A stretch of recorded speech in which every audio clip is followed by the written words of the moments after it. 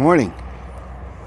I just thought I'd start today's hike showing off this beautiful red maple, and I say it with a question mark because maybe some of you know it better by other names, because one of the weirdest things about the tree I call the red maple is that indeed the leaves are purple. It's just making me think how things can look one way from a distance and then of course look so very different up close.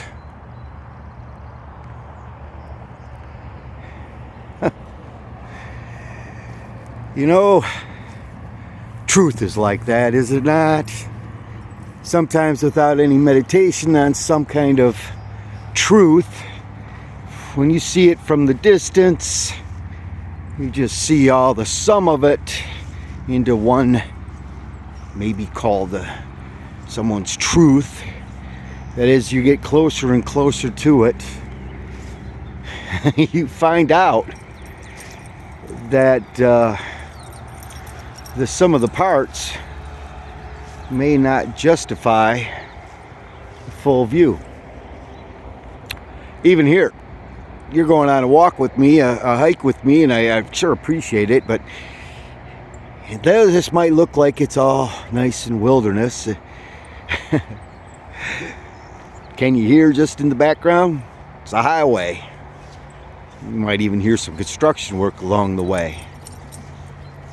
So, from afar, it may look like we're out in the wilderness, but the truth is we're not really. This is just an oasis within it all. But we can enjoy this just the same.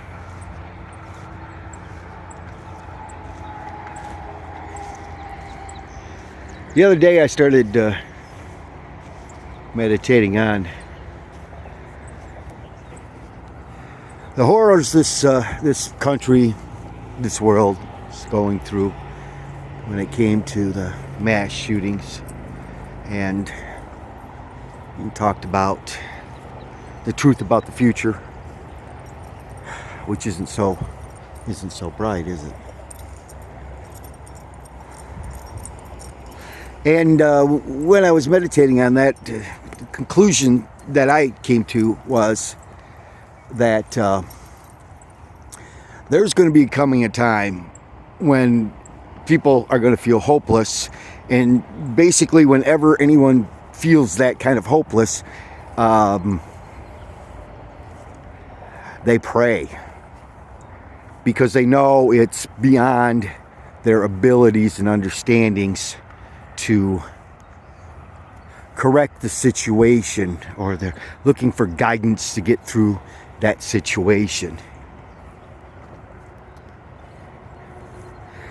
And I concluded, pray now because you're gonna be praying later. If there's going to be any prepping done in preparation for the now and the future, it's going to be the wisdom for the guidance to navigate it, and the correct way in which we go about navigating it. Very wise thoughts. Would you agree? But that statement isn't from me. It's from wisdom that is actually written down for us to look at, and they actually come from the mouth of Jesus, biblical and historical Jesus, the Messiah. And as we maybe look at who and what he was all about, there is no doubt that by reading his words, they even got Bibles called red letter editions, where they just only highlight Jesus's words. And if one was to just read those, you could not and you cannot walk away without going, there's goodness and there's wisdom in every word he says. And you can sit and meditate and try to bring them into yourself and try to make them part of your life. And one of those is from when he was on the sermon, called the Sermon on the Mount, or the Beatitudes. It's found in Matthew 6.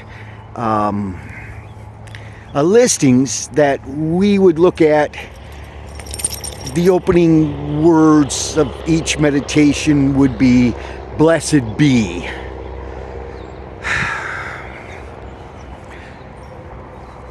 I'd like to be able to spend time just talking about what that means to be blessed, but let's just look at the opening statement, which is, "Blessed be those who are poor in spirit."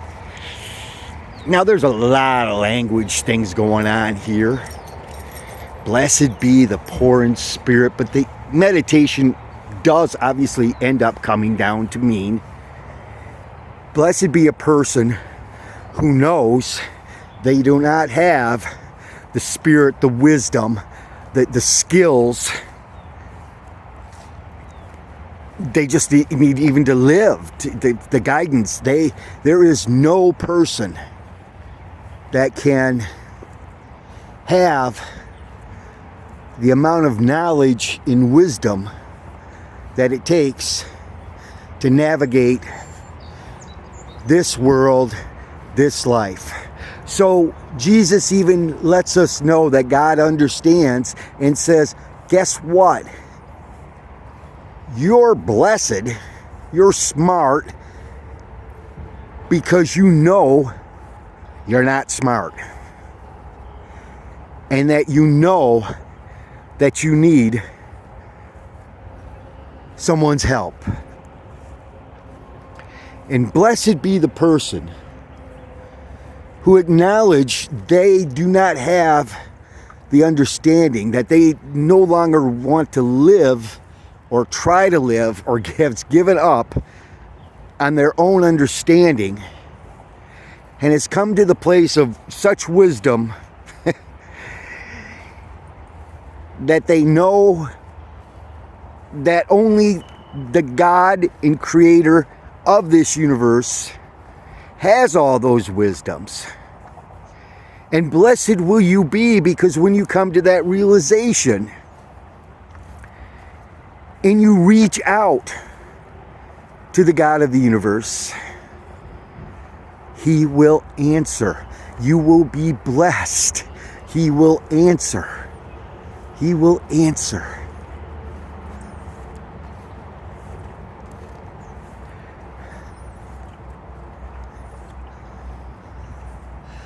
I hope that you will be blessed by the understanding,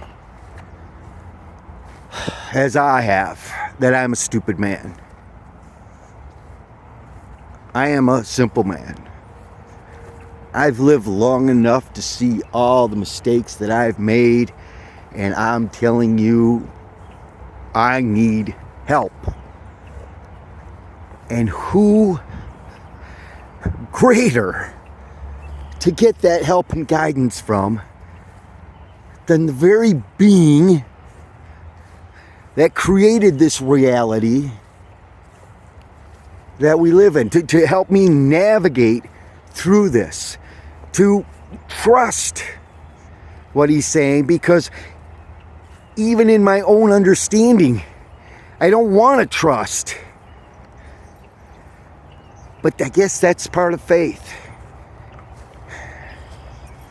When you have faith that God is involved in my life, it's the start of the blessings. God bless you, and may the wisdom of God be in your life.